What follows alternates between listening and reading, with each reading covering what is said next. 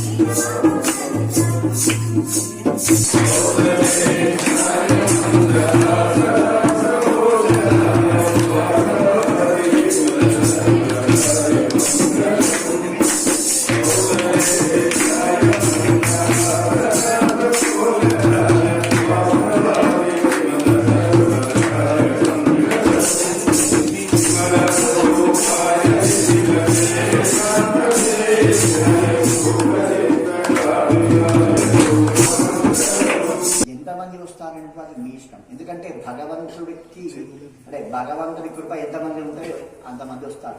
ఇలా చిన్నపిల్లలు పెద్దవాళ్ళని కాదు, ప్రతి ఒక్కరు ఆడవాళ్ళు మగవాళ్ళని కాదు, ప్రతి ఒక్కరు కూడా పాల్గొనవచ్చు. ఎందుకంటే శని ఏలినాటి శని, అష్టమ శని ఇవన్నీ ఉంటాయి. ఈ శని దోషాలు పోవడానికి కానీ, ప్రతి గ్రహ దోషానికి పోవడానికి కానీ, వివాహం కానీ, తర్వాత సంతానం కానీ, ఎటువంటి కష్టాలు ఉన్నా కానీ తీర్చేది సప్త శనివార వ్రతం. 7 వారాలు చేయాలంటే ఇబ్బంది, కానీ ఒక్క శనివారము సామూహికంగా అది వెంకటేశ్వర స్వామి దేవాలయంలో చేయడం అనేటువంటి చాలా విశేషం. భార్య భర్తలు అంటే పెళ్ళైన వారు భార్య భర్తలు వచ్చి కూర్చోవచ్చు, అది వేరే.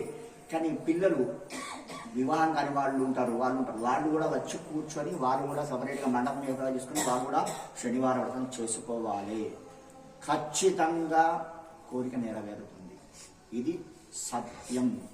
ఇది నేను కాదు, ఎంతోమంది వశిష్ఠ, భరద్వాజ, అత్రి మహర్షులు వాళ్ళు స్వయంగా వాళ్ళు చేసి 7 శనివారాల వ్రతం అనుభవించి కథల్లో. కనుక ఈ గొప్ప అవకాశాన్ని అందరూ కూడా వినియోగించుకోండి. దేవు శ్రీమన్నారాయణ మీరు కాదు, మీ పక్కన వాళ్ళకు కూడా చెప్పండి. ఎందుకంటే వాళ్ళకు కూడా తెలవాలి. వాళ్ళు 7 శనివారాలు తీసుకోవాలన్న ఒక సంకల్పం అంటే చాలా ఇబ్బందిలో ఉన్నా కానీ ఈ ఒక్క శ్రావణ మాసం ధనుర్మాసంలో ఒకరోజు చేసుకుంటే చాలా విశేషమైన ఫలితం వస్తుంది. కనుక మీరందరూ కూడా మీ చుట్టుపక్కల వాళ్ళకు కూడా చెప్పండి, వాళ్ళకు కూడా తీసుకుంటండి. విశేషంగా కార్యక్రమం చేసుకుందాం. సామూహికంగా చేసిన దానికి, ఇంట్లో కూడా చేసిన దానికి, అది దేవాలయంలో వెంకటేశ్వర స్వామి దేవాలయం చాలా తేడా ఉంటుందండి. ప్రతి దానికి ఒక్కొక్క రకమైన ఫలం వస్తున్నది. కనుక ప్రతి ఒక్కరు కూడా ఈ కార్యక్రమంలో పాల్గొని ఇప్పుడు మనం నిత్య భాషలను సంగ్రహం ఓం అస్మద్గురుభ్యో నమః. శ్రీమతే రామ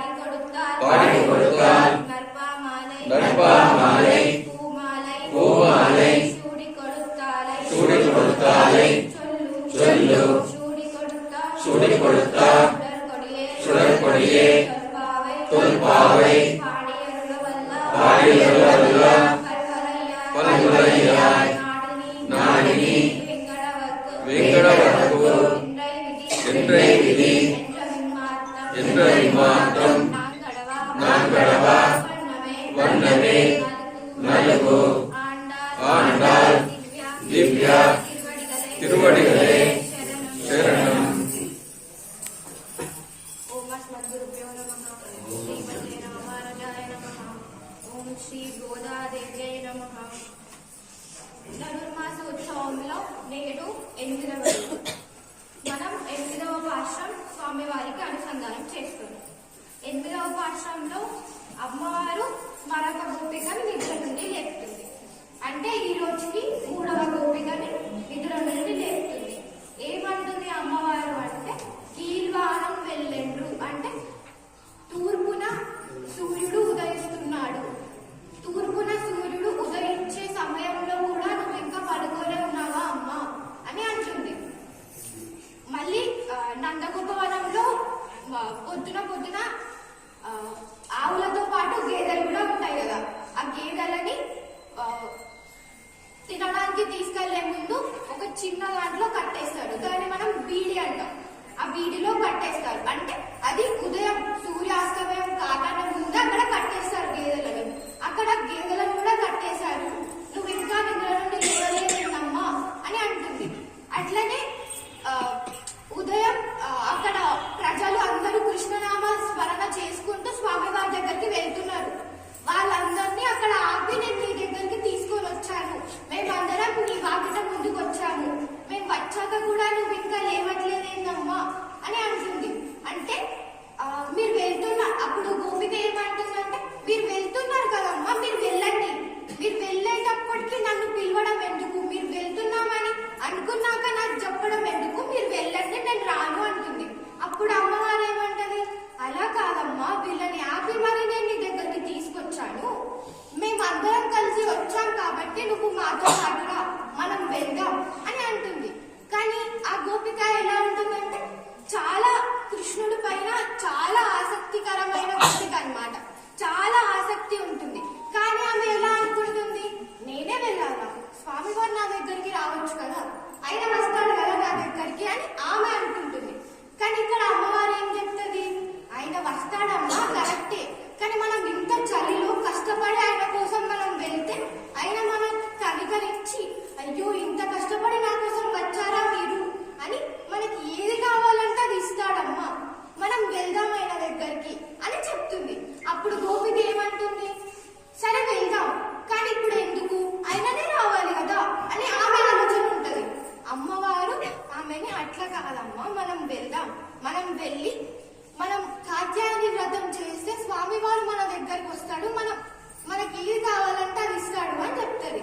అంటే మనం ఎందుకు వెళ్ళాలి ఆయన దగ్గరికి అంటే, చిన్నప్పటి నుండి చాలా మందిని సంహరించిన కృష్ణుడు, చాడూర మల్లరుల్ని కాని, ముష్టి యుద్ధంలో కాని చిన్నప్పటి నుంచి చాలా మందిని సంహరించిన కృష్ణుడు దేవాది దేవుడు, అంటే దేవతలకే దేవుడు కాబట్టి మనం ఆయన దగ్గరికి వెళ్ళి ఆయనని మనం ప్రార్థిద్దాం, ఆయన మనకి ఏది కావాలంటే అది ఇస్తాడు అని చెప్తుంది అమ్మవారు. కాబట్టి మనం కూడా ఆయన దగ్గరికి వచ్చి మనకు కావాల్సింది మనం ఆయనకి అడగాలి.